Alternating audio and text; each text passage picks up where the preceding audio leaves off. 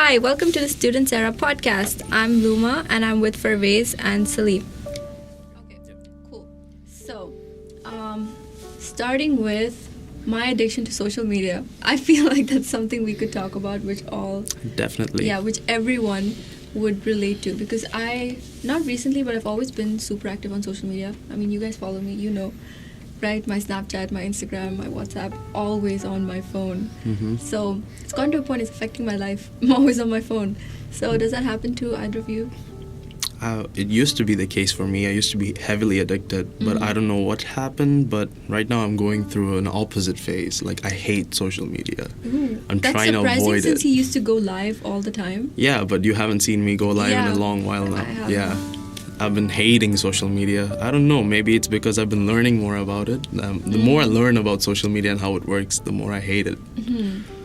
I used to be addicted, but I'm still addicted, but not as I used to be. I used to be like 24/7 on social media, but now I don't let myself use data service, because if I'm outside, I don't want to use social media. I'll just use it like at home or like somewhere where there is free Wi-Fi. I am incapable of going somewhere and not taking pictures to put on my social media. Like, it's creepy. Like, I would go somewhere and I'm like, oh, this looks so cool, it has to be on my Snapchat. Why? Like, I don't know. It just becomes part of your lifestyle. And yeah, and the thing that promotes it is the fact that everyone I know is the same.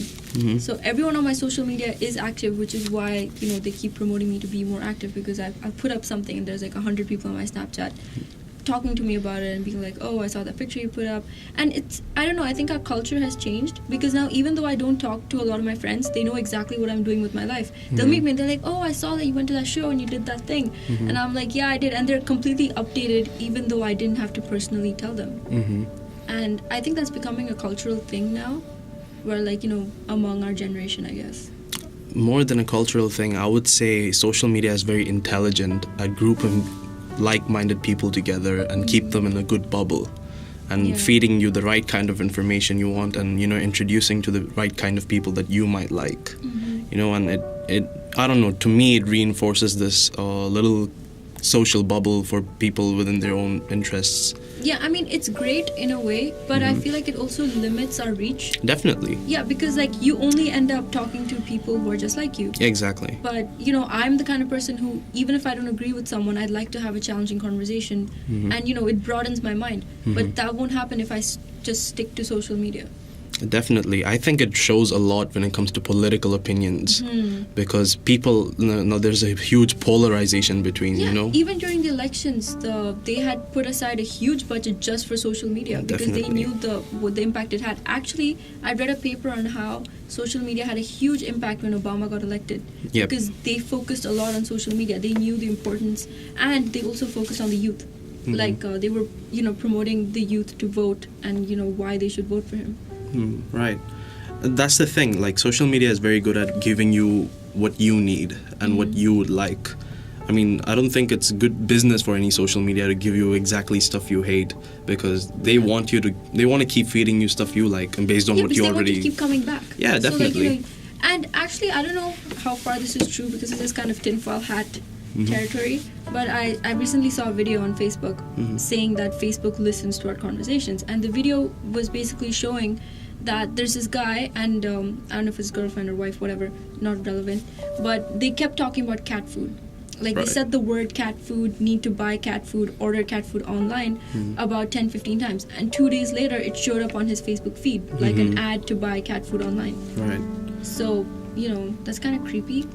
Okay, so I'm doing research on big data, which it has to do with like what you do, like, because Facebook, all this social media companies, they are using data based on what we are using on their application to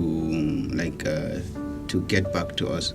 But listening to us is like something scary. Yeah, but then I read another paper published by Wired magazine, right? And they were saying that it's pretty impossible for Facebook to actually be listening to all our conversations, because the number of people who use Facebook and then listening to every single time their device is on, the amount of data they would have to store, they just don't have enough space for that. Like, it's not even, like, it's like petabytes of information. Like, they don't have that much, they don't have so much storage space to store and process all of this information, because just listening to us isn't enough. They'll have to listen and process through every single word we're saying to, like, get trigger words. Yeah, but they use machine learning, artificial intelligence they just have some keywords. Like, if you said anything related to, let's say, something related to something that has been sold in grocery, let's just pick this thing up. So if they have this thing, the machine is already programmed to, like, take this certain words. Yeah, that's how those the smart home systems work. Like, they have trigger words like lights, on, off, stuff like that. So basically, the device itself isn't all that smart. It has the trigger words, and then those words get sent to an offshore server, and then that's where the actual processing works, and then it comes back. So, I mean, they could do that, but I don't know. Like, I find it hard to believe. It makes sense, because first you feel like, I mean, what are they going to get out of my data? And there are millions of other people out there. But the concern would be more like, if they wanted to, they can reach your data. Exactly. Like, I mean, I'm not saying what would they do with my data, because, okay, me as a person might be completely uninteresting. But if they could do it to me, they could do it to much more important people. Definitely. Yeah. Definitely. And who actually have, like, sensitive information. Like, government officials, like, actually, if it was my dad who works for government, and then they could do the same thing they were doing to me, to him, who has no idea about social media. Like, his Facebook is probably so easy to hack, or, like, he doesn't have any sort of privacy. Like, anyone can add him on Facebook. Right. And, like, anyone can send him messages. I'm just like, dude, you shouldn't have one. Like, but if they could do, like, the same thing to maybe his corporate email, or, I mean, and he's not even, like, a high-level clearance employee. But you know, people who work in government, like, not all of them are, like, tech savvy. They probably don't even know how to, like, safeguard their own information. Right. And on top of that, if, you know, big companies like Facebook and Google have the kind of technology where they could listen to us without us even knowing, that's pretty scary. It is, and because these corporations are ultimately private corporations, and, you know, they're owned by shareholders, and powerful people. Exactly, and they have the choice to influence millions of their users if they wanted. Like, say they just had to omit a certain kind of a search result, or they had to, like, you know, you can't even say how sometimes viral networking is so hard to understand. Yeah. You don't even know, like, how you sometimes you get the impression, how did this go viral?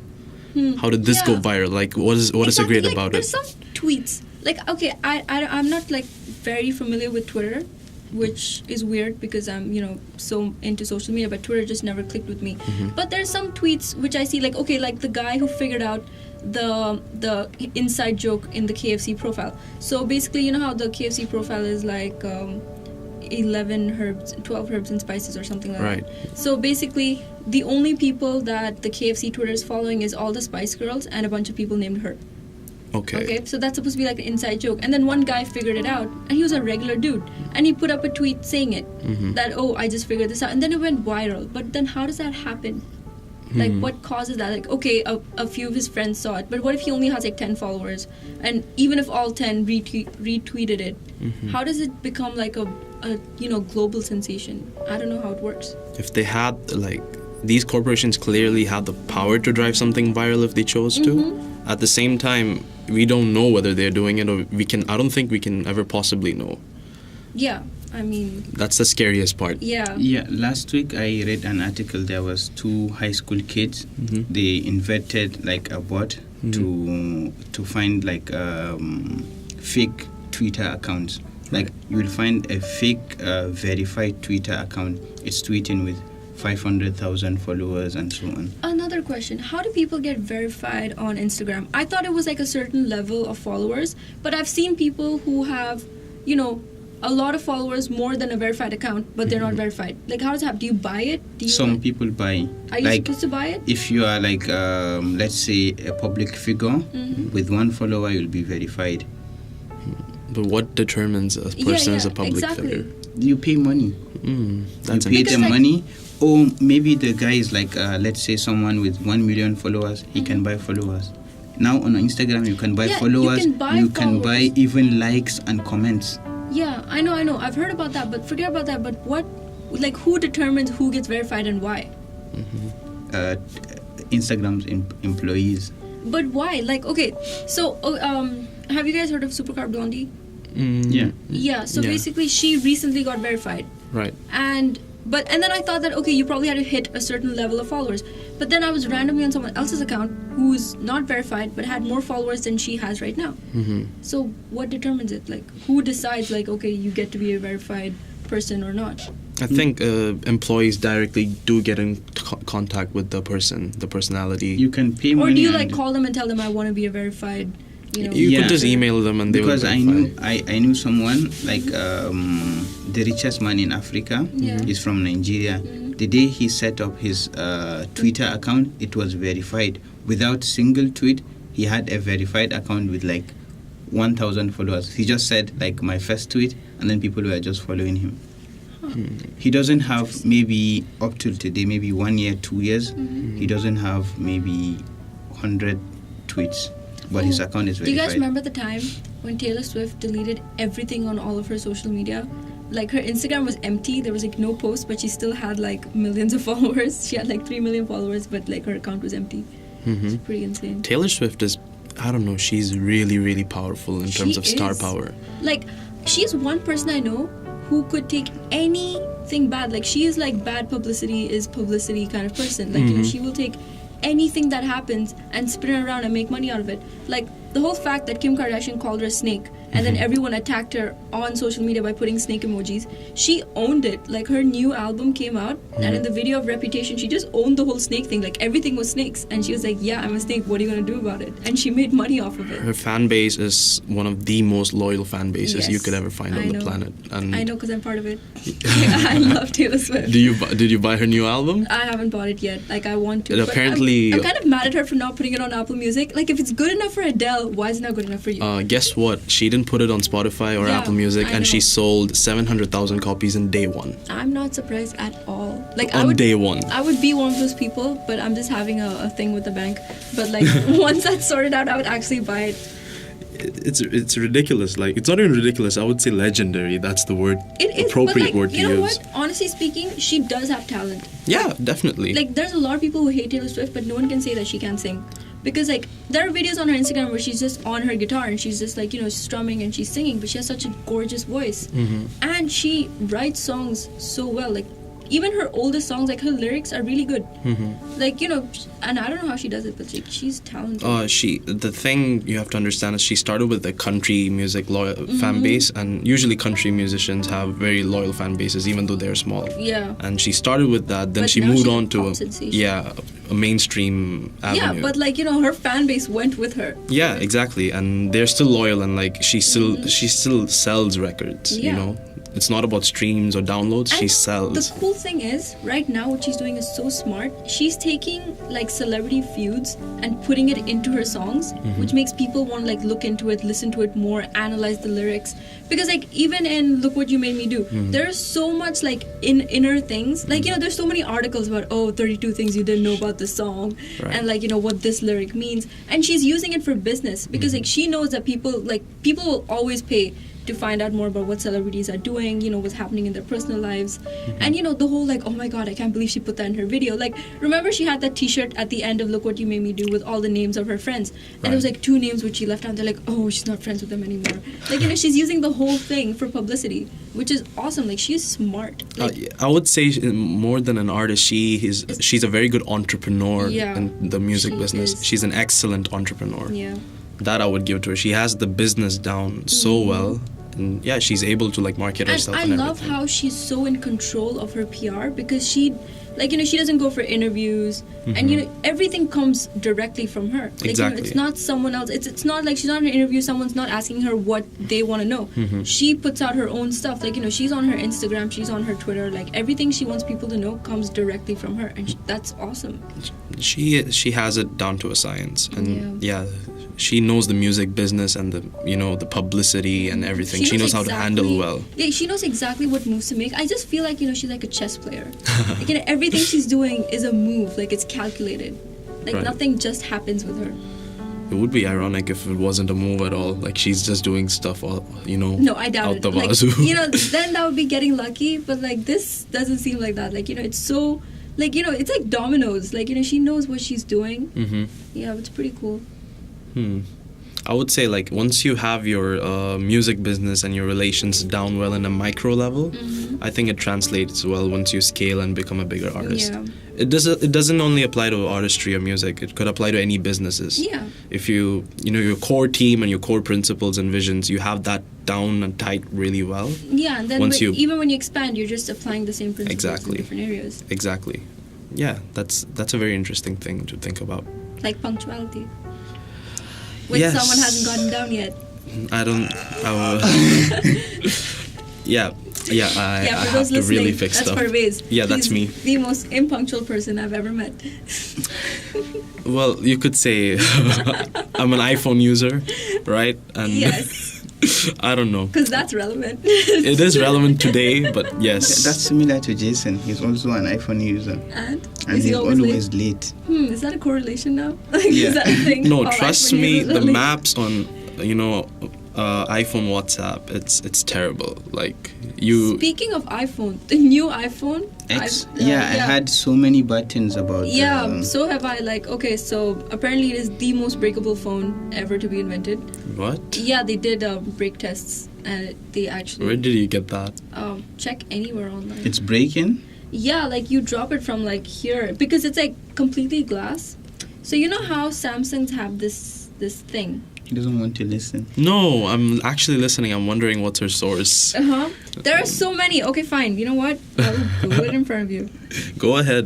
Because iPhone uses Sapphire Glass, Sapphire Gorilla case. It's the same material as Samsung. Samsung but- is the one who provides the material for but Apple. That's what I'm saying. See, that's how this is different. Because see, Samsung has this Metal metallic band Yeah. which kind of prevents the whole drop and shatter iPhone X does too. situation. But it's not the same. It's a stainless steel band. Yeah, I think maybe that's what makes the difference.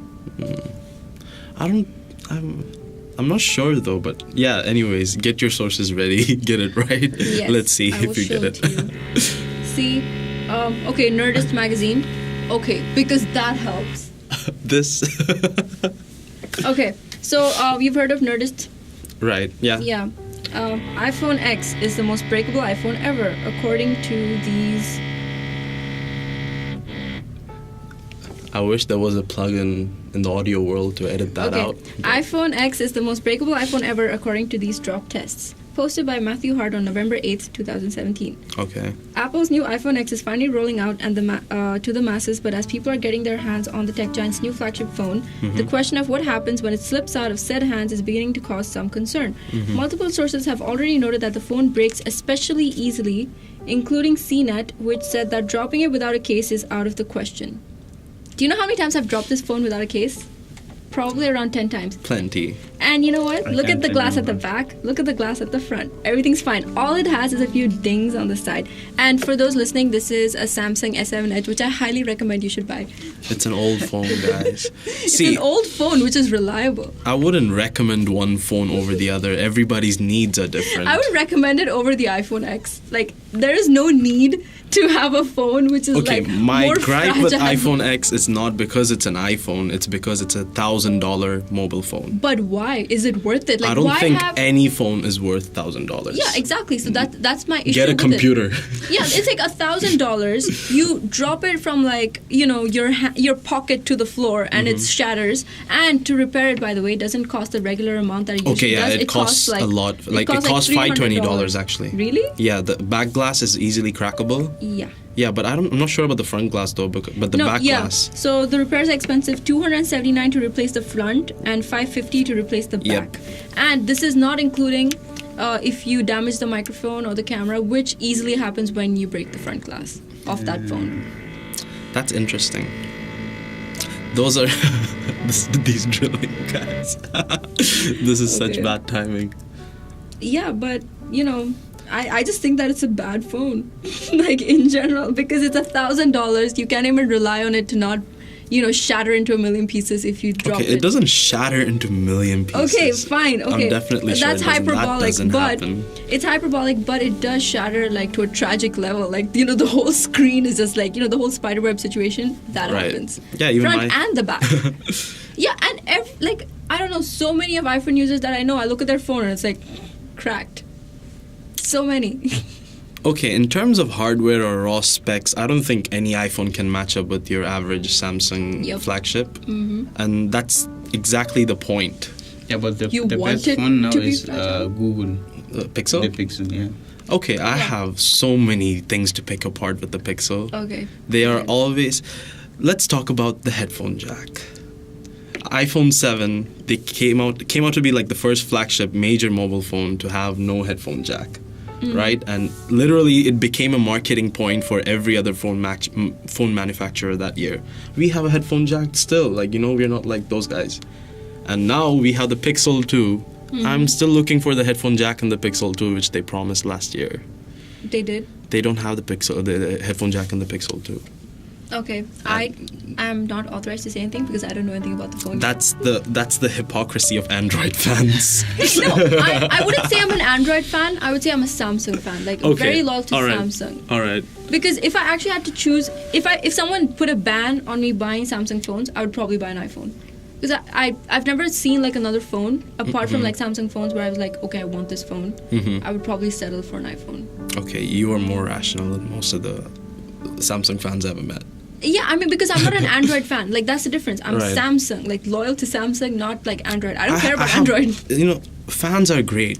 Yeah. Haters are the ones that bother me. Yeah, see, I mean, I do pick apart an iPhone for fun, but it's not that I hate them. I wouldn't be like, oh, ew, you use an iPhone, you're disgusting. No, dude, I use a Samsung, and that's my personal preference. Maybe you like iPhones better.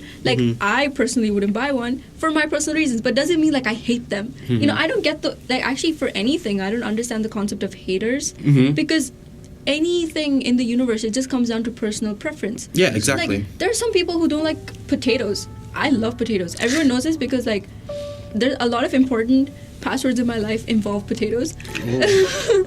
Fries, what else? I don't know. Yeah, so I'm have an irrational love for potatoes, but there's people who would be like, ew, there's potatoes in it, I don't want it. Doesn't mean I hate the person. I don't get it. Haters just, No, but when you're talking about tech, it's almost a good trend to go on hating about an iPhone, They call iPhone users sheep. Why? It's a thing. It's a huge thing, though. I feel like those haters are sheep themselves because they just joined the hate the iPhone user train as a sheep. Yeah, exactly. It's ironic. Exactly. It's a cool thing to hate on iPhones and Apple products. Oh my god, it's a whole hipster thing. Exactly. Oh my god, iPhones, they suck.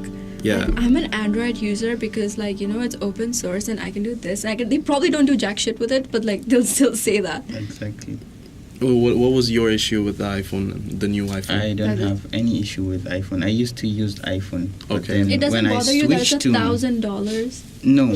When I switched to Samsung, I feel like Samsung is better. So I feel like I want to use Android more than iPhone. If I had the choice, I would switch to Android now too. But there's a reason. It's not the device itself, it's the accessories.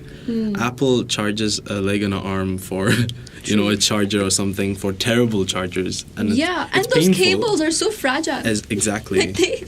Every person I know who has an iPhone, at some point the cable never lives the life of the phone. It always breaks apart and stops working and they have to get another one. It's really sad, but I'm glad with the new the iPhone 8 and the Plus and 10, they've come with wireless charging finally. And which they probably charge you an arm for. No, they don't. They don't? It comes with the phone? You could use your Samsung Qi charger. Oh. For your iPhone as well, and which is very un-Apple-like because Apple is known for using proprietary stuff.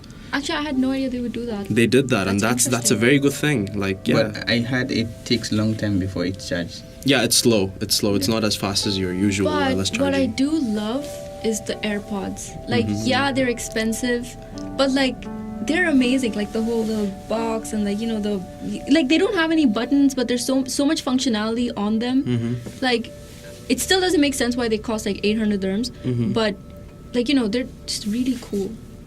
that's a very interesting thing, because Apple is, when somebody goes like Apple is a tech company, yeah, they're right. But, a big part of Apple is, fashion and branding. And they always set the standards for how things look like. Yeah. And they've always gone for aesthetic over functionality. Before the iPhone, there was no full touchscreen. I mean, a popular one at least.